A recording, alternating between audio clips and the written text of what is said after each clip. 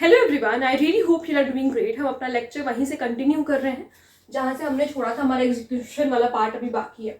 देखो, section number 468 talks about period of detention undergone by accused to be set off against sentence of imprisonment. आपने सुना होगा under trial जो prisoner होते हैं वो जितनी सजा काट चुके हैं जेल में उतनी सजा को माइनस कर दिया जाता है जितना उनको सेंटेंस मिला। जैसे मान लीजिए कि अक्यूज्ड था, बस इसी एग्जाम्पल से समझ में आ जाएगा सब। वो कन्विक्ट हो गया, ठीक है, लेकिन ये अक्यूज जो है, अक्यूज 3 साल तक, या ऐसे मान लो कि वो 5 साल तक जेल में ही रहा जब तक उसका ट्रायल चला। 5 years तक वो जेल में ही रहा। फिर वो कन्विक्ट हो गया और उसको 10 साल की सजा मिली। तो क्या अब ये 5 साल भी प्लस हो जाएगा इसी में?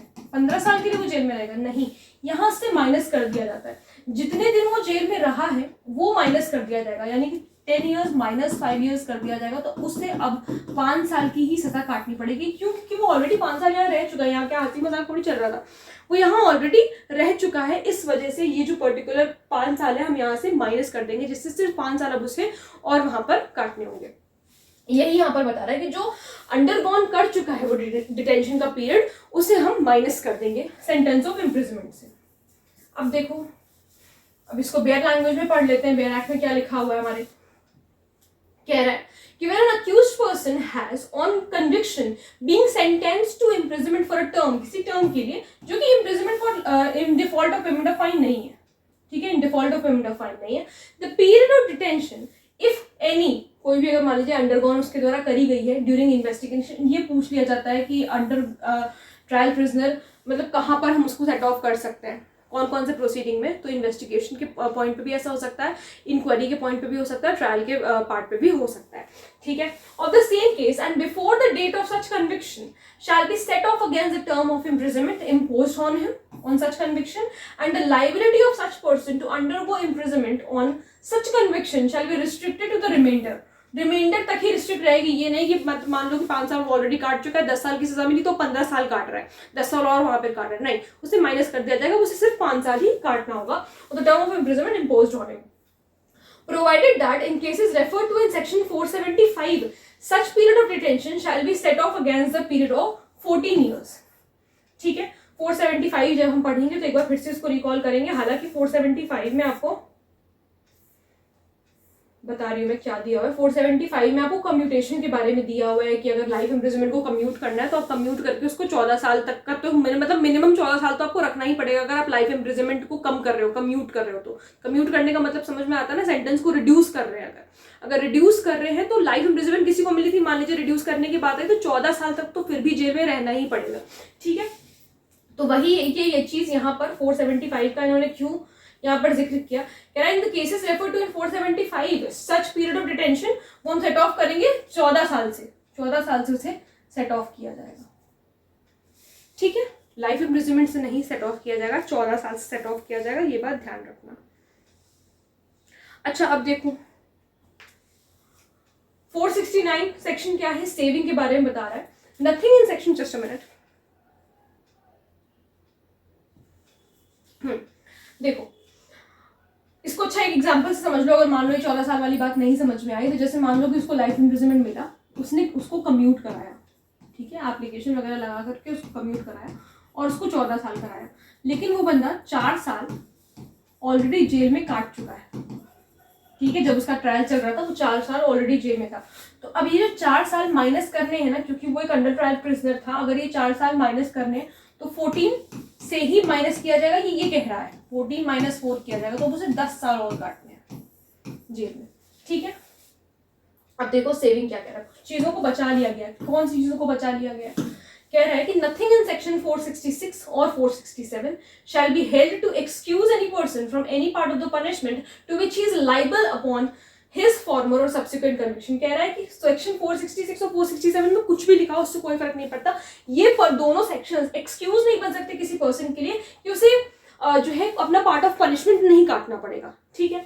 अब देखो sub section 2, when an award of punishment imprisonment in default of payment of fine is annexed to a substantive sentence of imprisonment and the person undergoing the sentence is after its execution to undergo further substantive sentence or further substantive sentences of imprisonment Effect shall not be given to the award of imprisonment in default of payment of the fine until the person has undergone the further sentences or sentences.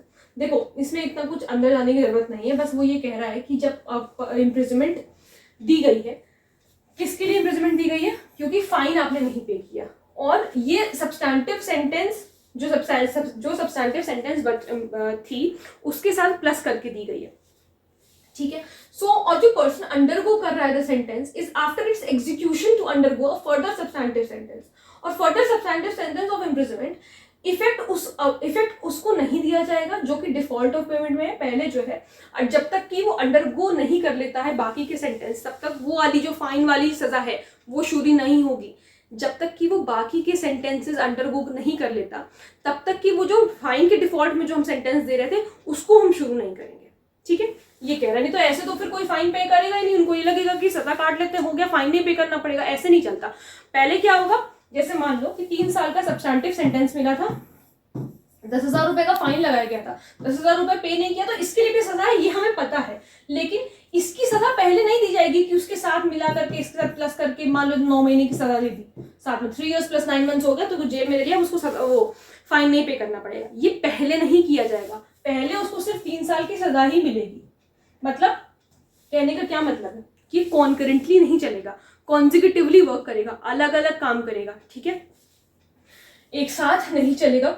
This will not work, आप ऐसे लिख सकते हो, this will not work concurrently, ठीक है। Default of fine की भी सजा हम पहले साथ में ही उसके दिए दे रहे सब्सटैंटिव सेंटेंस के, तो वो बंदा फाइन ही नहीं पे करेगा, नहीं, कॉन्जिक्यूटिवली चलेगा, एक के बाद एक चलेगा, ठीक है। पहले 3 साल की सजा काटो, फाइन नहीं पे किया तो 9 महीने की सजा को काटो। 9 महीने इज एन एग्जाम्पल, पूरा कैलकुलेट करके निकालना पड़ेगा कितना आएगा, ठीक है।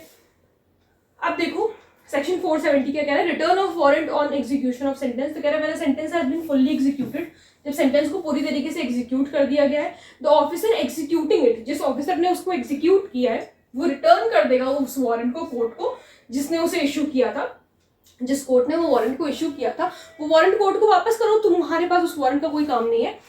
Which with an endorsement under his hand certifying, वो एंडोर्स करेगा उसको, मतलब साइन वगैरह करके देगा कि कौन से मैनर में सेंटेंस को एग्जीक्यूट किया गया है, ये कोर्ट को उसे बताना पड़ेगा लिख के, ठीक है। अब देखो 471 क्या कह रहा है, money ordered to be paid recoverable as a fine. कह रहा है एनी मनी जो कि फाइन नहीं है, payable by virtue of any order. भाई अगर क्यों लिखा फाइन नहीं है, क्योंकि हम कह रहे हैं payable as recoverable as fine, तो जो फाइन है वो तो फाइन की तरह लिया जाएगा, लेकिन जो चीज फाइन नहीं है, मान लो कॉम्पनसेशन है, उसको भी एज अ फाइन ही लिया जाएगा। क्या कह रहा है कि any money payable by virtue of any order made under this Samhita and the method of recovery which is not otherwise expressly provided. मान लो कि एक्सप्रेसली नहीं प्रोवाइड किया गया कि किस तरीके से जाएगा, कहाँ पैसा जाना है, तो फिर उसको एज अ फाइन ही रिकवर किया जाएगा, वो स्टेट ट्रेजरी में जाएगा। कहने का मतलब ये shall be recoverable as if it were a fine provided. इसके अंदर जाने की जरूरत नहीं, इसमें मतलब बेसिकली सब्स्टिट्यूट किया हुआ है कि आप उसकी जगह उसको समझ लोगे, ठीक है। इसको अपने आप से पढ़ लेना, कोई इसका जरूरी नहीं है। ये बस सेक्शन याद रखो कि कौन सा सेक्शन है जो कि ये बात करता है कि मनी जो है एज अ फाइन रिकवरेबल होगा जहाँ पर एक्सप्रेसली प्रोवाइड नहीं किया गया। पहले सेक्शन 421 था ना, अब 471 है, ठीक है। सो आई रियली होप आप लोग को ये सेक्शन समझ में आएंगे। नेक्स्ट लेक्चर से हम लोग ये सस्पेंशन रिमिशन वाला शुरू करेंगे जो कि बहुत ज़्यादा इंपॉर्टेंट है। यहाँ पर इतना कुछ बहुत ज़्यादा इंपॉर्टेंट सेक्शंस नहीं है, अगर हम 471 को हटा दे तो 471 आपके लिए इंपॉर्टेंट है, और 470 भी कभी कभी पूछ लेते हैं कि कौन किसको रिटर्न किया जाता है, कैसे क्या प्रोसेस होता है, ये कभी कभी पूछ लिया जाता है। अगर कोई प्रॉब्लम है, कोई डाउट है तो आप लोग मुझसे कमेंट सेक्शन में पूछ सकते हैं। मिलते हैं नेक्स्ट वीडियो में। Thank you so much.